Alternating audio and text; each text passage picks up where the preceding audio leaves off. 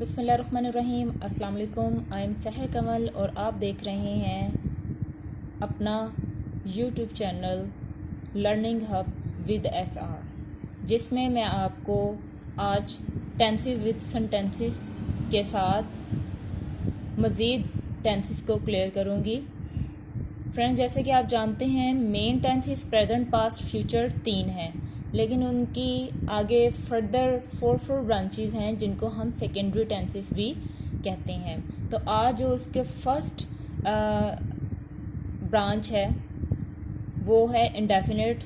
उसकी मैं उर्दू में एग्जांपल्स दूंगी और फिर मैं मज़ीद उसको बताऊंगी कि किस तरह से उसको इंग्लिश में बनाते हैं। तो देखते हैं, जुमले के एंड पे ता है, ती है, ते हैं, ता हूँ आता है, और पास्ट में ता था, ती थी, ते थे, अलिफ छोटी ये बड़ी ये, या ये आ जाते हैं या फिर अलिफ छोटी ये बड़ी ये में से भी कोई हो सकता है।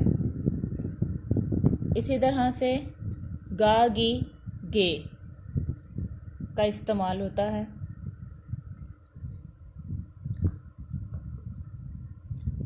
अब इनसे बनाते हैं जुमले। एक जुमला ले लेते हैं, अली स्कूल जाता है। ता है, अली स्कूल जाता है। सेकंड बनाते हैं,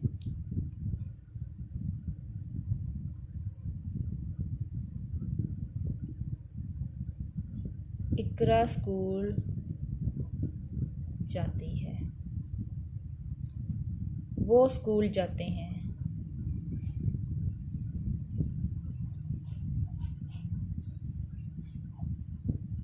इसी तरह से ता हूँ तो मैं स्कूल जाता हूँ।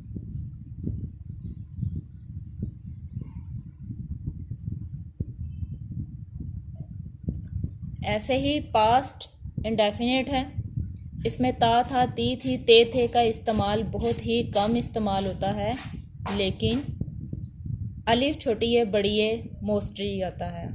ता था, ती थी में कन्फ्यूजन पैदा होती है क्योंकि ये किसी एडिक्टेड वर्क को भी शो करता है। जैसे कि किसी ज़माने में किसी इंसान को कोई आदत हो तो उसको लेके एक्सप्लेन किया जा रहा हो, जैसा कि अली स्मोकिंग करता था, पास्ट की बात है कि वो यूज़ टू था, वो एडिक्टेड था, तो वहाँ पर हमें यूज़ टू लगाना पड़ता है। तो इन दोनों में कन्फ्यूजन हो जाती है कि ये पास्ट इंडेफिनिट है या यूज़ टू का ये वर्ब है। इस वजह से यहाँ पर ता था, ती थी, ते थे की बजाय ज़्यादातर इसकी जो आइडेंटिफिकेशन बताई जाती है वो अलिफ छोटी ए बड़ी ए के साथ होती है। तो इसकी मैं इसी से ही एग्ज़ाम्पल बना के बताऊंगी। फॉर एग्ज़ाम्पल, अली स्कूल गया, इकरा स्कूल गई, वो स्कूल गए। ऐसे ही फ्यूचर, अली स्कूल जाएगा, इकरा स्कूल जाएगी, और वो स्कूल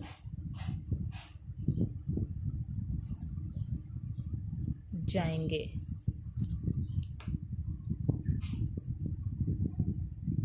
यहाँ पर देखें कि अली स्कूल जाता है।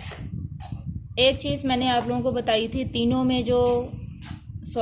में जो कॉमन है वो ये कि पास्ट इंडेफिनिट और प्रेजेंट इंडेफिनिट, इन दोनों में हेल्पिंग वर्ब नहीं इस्तेमाल होता। हेल्पिंग वर्ब नहीं इस्तेमाल होता, यहाँ पर भी हेल्पिंग वर्ब इस्तेमाल नहीं होता।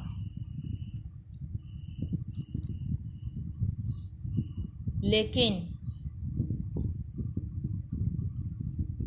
इंट्रोगेटिव और नेगेटिव बनाने के लिए हेल्पिंग वर्ब की ज़रूरत पड़ती है, तो उसकी जगह पर हम प्रेजेंट में डू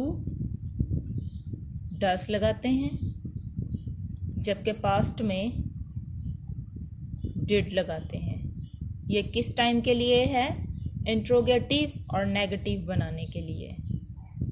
हेल्पिंग वर्ब इसमें नहीं होता, डू डज का इस्तेमाल होता है, बट वो कब होता है? जब हमने इंट्रोगेटिव और नेगेटिव बनाना हो, उस टाइम पे हम इसका इस्तेमाल करते हैं। अदरवाइज सिंपल टेंस में इसको सिंपल सेंटेंस में हम इस्तेमाल नहीं करते। ऐसे ही ये है कि नेगेटिव और इंट्रोगेटिव बनाने के लिए डिड का इस्तेमाल होगा, लेकिन सिंपल सेंटेंस में डिड का इस्तेमाल नहीं होगा। अगर आप करना चाहते हैं तो फिर उसके साथ आपको वर्ब की फॉर्म चेंज करना पड़ेगी। मतलब वो अगर आप डिड लगाते हैं तो फिर फर्स्ट फॉर्म लगेगी, अदरवाइज सिंपल बनाते हैं तो आप सेकंड फॉर्म का इस्तेमाल करेंगे। अब बताती हूँ मैं आपको कि ये जो ता है आ गया एंड पे, ती है, ती आ गया। ये देखिए, ता है, ती है, ते हैं, ता हूँ। ऐसे ही अलिफ छोटी है, बड़ी है आ गया, और गा गीगे का वैसे ही सिंपल में आ गया। अब इसको इंग्लिश में कन्वर्ट करने से पहले मैं आपको पहले सेंटेंस स्ट्रक्चर समझाना चाहूँगी कि सेंटेंस स्ट्रक्चर क्या होता है। सबसे पहले सब्जेक्ट, फिर हेल्पिंग वर्ब, फिर वर्ब, फिर ऑब्जेक्ट आता है। हम अभी सिर्फ और सिर्फ पास्ट, प्रेजेंट और फ्यूचर के जो टेंसेस हैं उनके बारे में आपको बता रही हूँ। इन तीनों में सब्जेक्ट होता है। हेल्पिंग वर्ब प्रेजेंट और पास्ट का नहीं होता। वर्ब की फर्स्ट फॉर्म लगती है और ऑब्जेक्ट होता है। कोई भी सेंटेंस बनाना हो उर्दू से इंग्लिश में तो उसका फॉर्मूला क्या है? Subject, helping verb, verb, object. यहाँ पर प्रेजेंट की अगर हम देखते हैं तो सब्जेक्ट इसमें इस्तेमाल होता है। हेल्पिंग वर्ब मैंने बताया कि हेल्पिंग वर्ब इसमें इस्तेमाल नहीं होता, और वर्ब की फ़र्स्ट फॉर्म लगती है और ऑब्जेक्ट होता है। वर्ब की फ़र्स्ट फॉर्म के साथ एक चीज़ जो नोटेबल है वो ये कि फ़र्स्ट फॉर्म तो लगती है, लेकिन इसके साथ एस और ई एस का भी इजाफा होता है।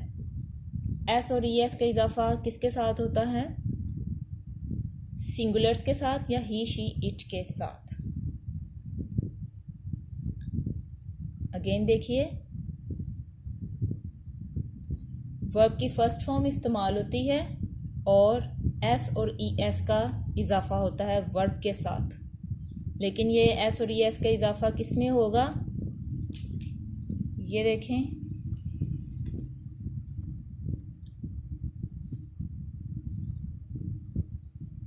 ही, शी, इट और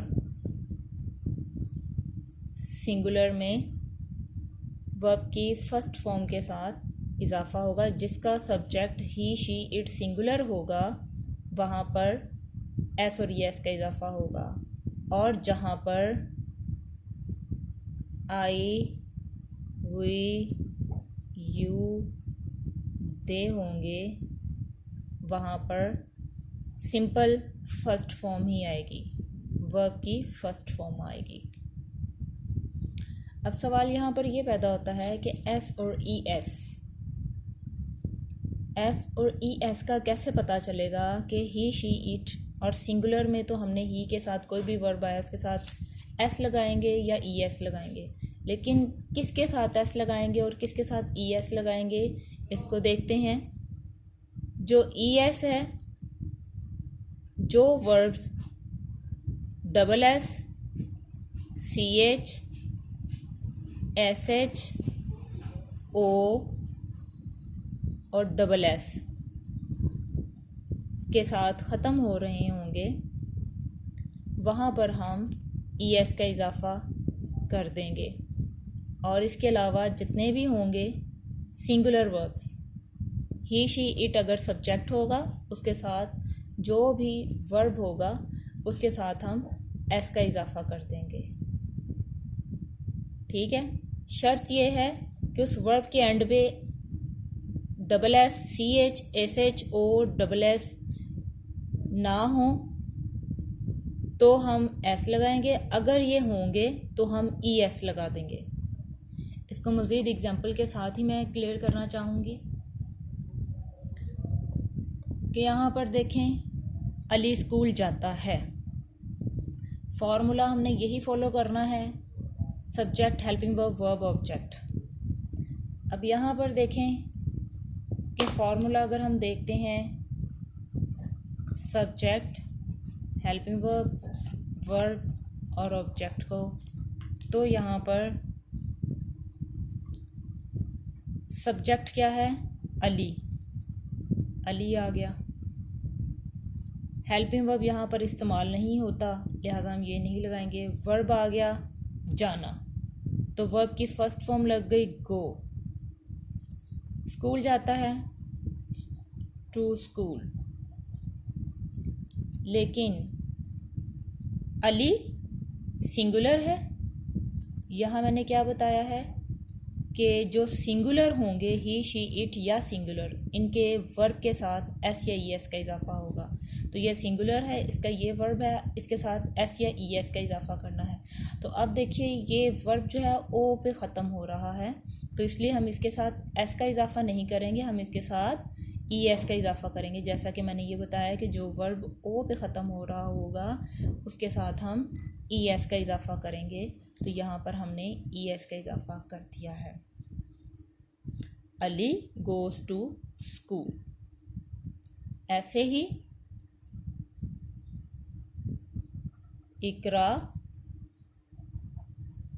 गोज़ टू स्कूल। नेक्स्ट आ गया वो स्कूल जाते हैं।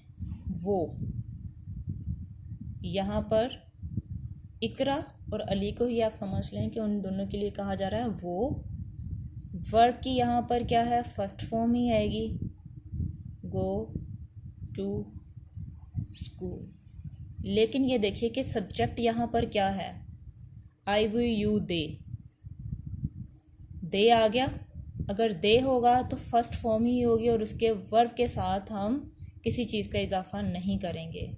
ठीक है, जिनके सब्जेक्ट ये होंगे उनके वर्ब के साथ जस्ट फर्स्ट फॉर्म आएगी, एस और एस का इजाफा नहीं होगा। लेकिन जो tenses he, she, it singular के साथ बनने वाले हैं, सॉरी सेंटेंसेस, तो वहाँ पर एस और ई एस का इजाफा करेंगे। आगे मैंने ये भी बता दिया है कि ई एस सिर्फ इनके साथ जो वर्ब होंगे ख़त्म होते होंगे, double S, C H, S H, O, double S, वहाँ ई एस। बाकी जितने भी सिंगुलर्स के साथ होंगे वो एस के साथ होंगे। एस वाले की एक एग्जांपल देख लेते हैं, क्योंकि ई एस वाले का तो देख लिया है।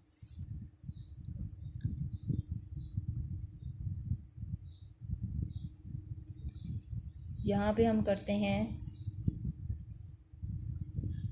अली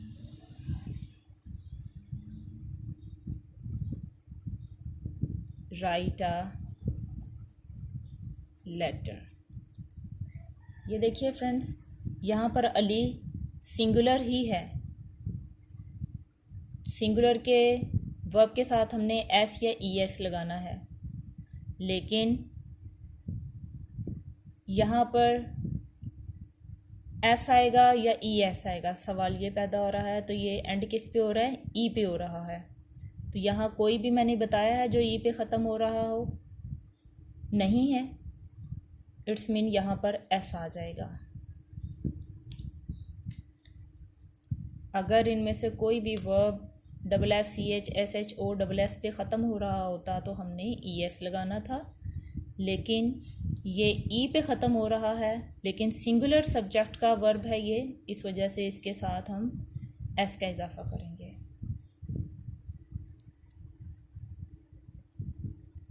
इसके साथ ही अब मैं आपको इसके नेगेटिव का समझाना चाहूँगी। अगर हमने इसको नेगेटिव बनाना है तो नेगेटिव बनाते वक्त हमें डू या डस का इस्तेमाल करना होगा। तो फ्रेंड्स, जैसे मैंने आपको इन दोनों का रूल बताया है कि ही शी इट सिंगुलर के साथ के वर्ब के साथ एस और एस का इजाफा होता है, ऐसे ही अगर इनको हमने नेगेटिव या इंट्रोगेटिव बनाना है तो यहाँ पर डज का इस्तेमाल होगा, और इसको अगर नेगेटिव या इंट्रोगेटिव बनाना है तो इसके साथ डू का इस्तेमाल होगा। यहाँ पे एक और बात क्लियर हो जाती है कि ईएस डू एक वर्ब है, ओ पे ख़त्म हुआ है, इसलिए इसके साथ ईएस लग के ये डस बन गया है। और जो ये डू है ये इसलिए हमने किया है क्योंकि हमने यहाँ पे अगर कोई वर्ब होगा तो उसके साथ ईएस लगाना है। इनके जो ही शी इट सिंगुलर सब्जेक्ट्स के वर्ब्स होंगे उनके साथ ईएस लगाना है, लिहाजा इसके साथ ईएस लगा दिया। जो आई वी यू दे वाले सब्जेक्ट्स हैं उनके साथ हमने उनके वर्ब के साथ ईएस का इजाफा नहीं करना, सिंपल फर्स्ट फॉर्म लगनी है, इस वजह से ये डू को रखा है। अब यहाँ देखें, हम ये बना रहे हैं कि अली गोज़ टू स्कूल, इसको मैंने बनाना है नेगेटिव, तो क्या लगेगा यहाँ पर, अली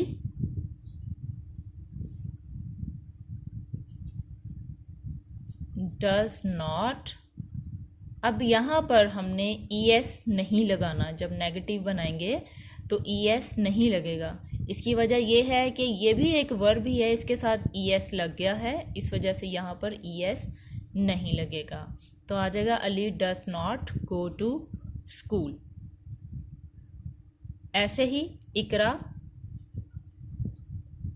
डज नॉट, ईएस ख़त्म हो जाएगा, does not go to school. They के साथ डू लगेगा, दे डू नॉट, वर्ब की फर्स्ट फॉर्म ही रहेगी, they do not go to school. Ali does not write a letter, मतलब Ali does not go to school, Ali school नहीं जाता है,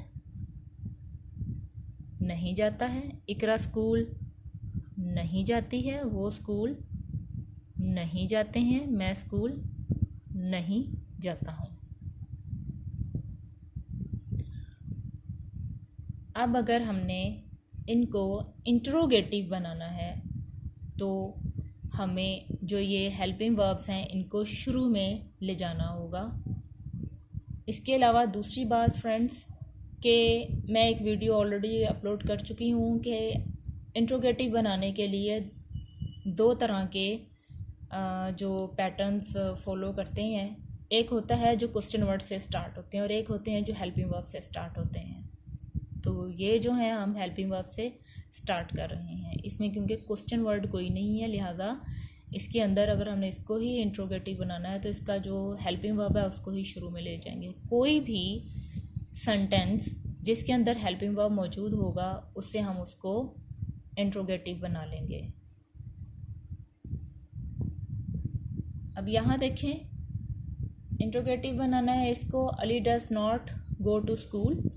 इसको ये नॉट वाला अब हम फ़िलहाल वक्ती तौर पर इसको ख़त्म कर रहे हैं क्योंकि हमने नॉट वाला नहीं, अभी हमने सिंपल को ही बनाना है। इसको नॉट को ख़त्म किया। अभी आप ये समझें कि Ali does go to school, बल्कि इसको भी आप ले जाएं, ख़त्म कर दें, इस वाले को आपने नहीं समझना, ये वाला। अभी सिंपल देखें, अली गोज़ टू स्कूल, तो हम ये डज जो है शुरू में ले जाएंगे।